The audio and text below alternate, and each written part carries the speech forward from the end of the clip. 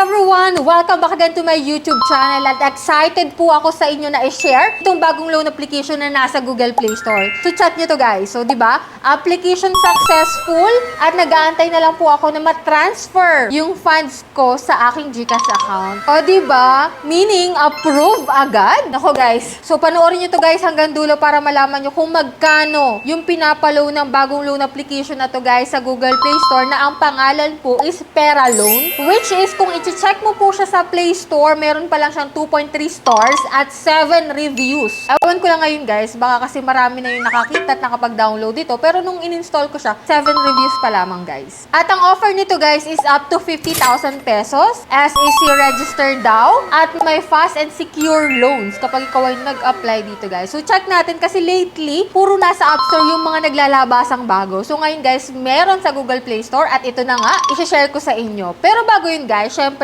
kung hindi ka pa dyan nakasubscribe at gusto mong sumali sa aking pa-weekly GCash giveaway, nako, don't forget to click the subscribe button, turn on the notification bell, at syempre,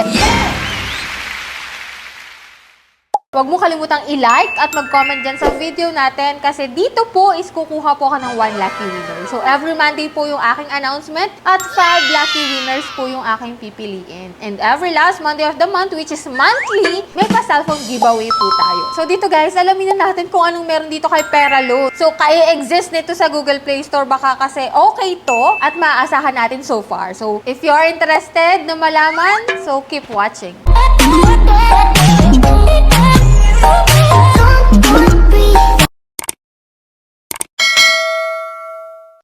So, disclaimer no, hindi po tayo agent or promoter nito.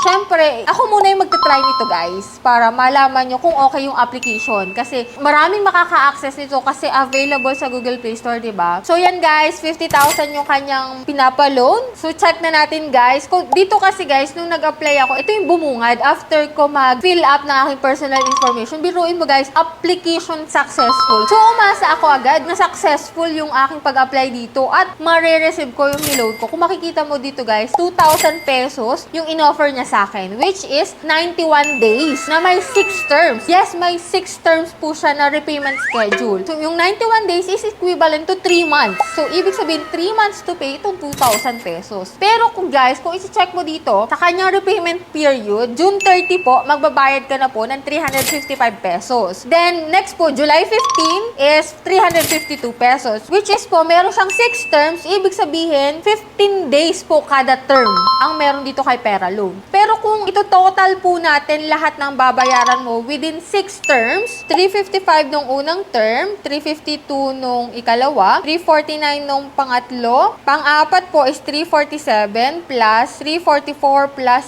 ang last term po is 302 equals 2,049 pesos po lahat-lahat. So meaning 49 pesos lang po yung idadagdag mo na interest dito. Pero hindi po dito nakalagay kung magkano yung marireceive mo. So yun yung pinakang malaking question mark dito guys. Magkano yung marireceive natin? Kasi wala pong nakalagay. Repayment schedule lang po yung nakalagay kung magkano yung babayaran mo at kung kailan. So kulang pa rin yung kanyang loan detail. Pero kung ikaw naman ay umaasa na okay lang kasi kada 15 days naman siya babayaran. Tapos, installment pa, no? In 3 months. Maganda sana kung okay to, guys. At kung okay talaga to, talagang maalwan to, at bago maasahan natin to na loan application. So, dito guys, kung interesado ka kung paano mag-apply, so install mo lang po itong application. Then, gagawa ka po ng iyong account, which is active mobile number yung ilalagin mo. And then, ito nga, no, may privacy statement sila dito, guys. Basahin mo po yan kasi a-access nila yung device data, camera and album mo. Then, click mo yung agree. Then after nun guys, ito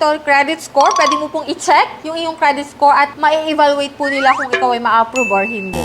And then dito guys, emergency loan, 50,000 po yung offer niya, no, na may 91 to 360 days. Tapos ang daily interest is 0.05%. So click ko yung apply now kasi dito guys, 3 minutes lang daw, which is ma-approve ka na. And ito guys, yung ilang review about sa application na to, which is, this app gave me the funds I needed to restock my store quickly, fast approval, and reliable service. Isa pa, perfect for emergencies. Quick loan approval help me cover unexpected expenses without stress. So ito guys, hindi ko alam kung ito ba ay totoong review ng mga totoong umutang dito. Pero ito yung nakalagay dito guys, binabasa ko lang. So yan guys, SEC registered daw po itong si Pera Loan 7 Lending Corporation. So yan po yung kanyang company registration number. And ito na nga guys, ito yung mga fill upan mo dito like personal information. Ito po yung mga ID na pwede dito. Pili ka lang po dyan ng isa. And dito guys, next is work information, emergency contact. 5 contact number yung hinihingi nila. Pero option lang po yung 3. Dalawa lang po yung pwede mong ilagay, no? And then identity verification, facial recognition sila guys dito. And after nun guys, at ito nga yung lumabas, na pwede akong umutang dito guys ng 2,000 pesos. Yun yung offer niya sa akin. If ever na nakapag-try ka na dito kay Pera Loan, magkano ba yung offer sa'yo? Same ba tayo na 2,000 din? So ito guys yung offer, no? Katulad nga yung pinaliwanag ko kanina, 91 days, 3 months to pay, tapos may 6 terms siya, which is yung kada term is 15 days. Then ang unang repayment mo nga is June 30 kasi ngayon po ako nag-apply, June 16. Sa June 30 ko po siya babayaran, which is 355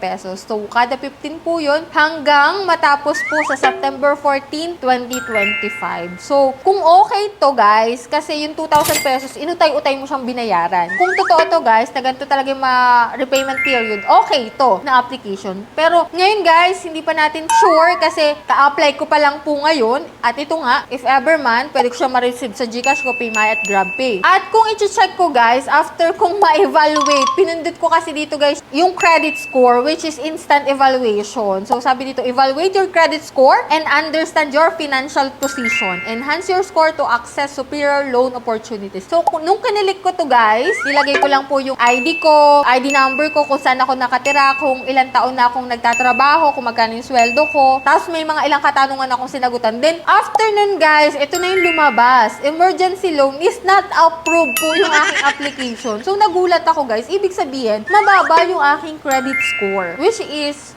true naman, kasi may bad credit history din po talaga ako, na overdue na ako sa mga ilang loan application na hindi ako nakakapagbayad. Pero nagbayad naman ako guys. Yun lang talaga yung aking pinakang bad credit history. Overdue or late payment yung nagawa ko nun. So sabi dito guys, not approved this time. Update your info and try again in 14 days. So after 14 days po ulit ako pwedeng makapag-apply dito kay Pera Loan. So dito guys, yan yung ating review sa bagong loan application. If ever man na totoo, yung kanya repayment schedule na 6 terms na 15 days kada term, nako, okay na okay to guys. Kaya if ever man na isa ka sa nakapag-apply na dyan, comment mo po kung anong experience mo at kung legit na ganito yung repayment schedule nila. Kung ikaw naman dyan ay bago pa lang at wala kang bad credit history, may posibilidad na ma-approve ka dito guys. So nasa sayo pa rin guys ang desisyon kung magta-try ka ditong umutang or hindi. So that's it. Yan lang po yung ating vlog about kay Pera Loan na bagong loan application dyan sa Google Play Store. If ever man na may katanungan kayo, comment nyo lang po dyan para masagutan natin guys. No? So that's it. Kung hindi ka pa dyan nakasubscribe, kindly click the subscribe button, turn on the notification bell, and be updated sa mga vlogs natin, lalong-lalo na sa mga bagong naglalabasan dyan online. So that's it. Bye-bye na muna for now guys. See you on my next vlog.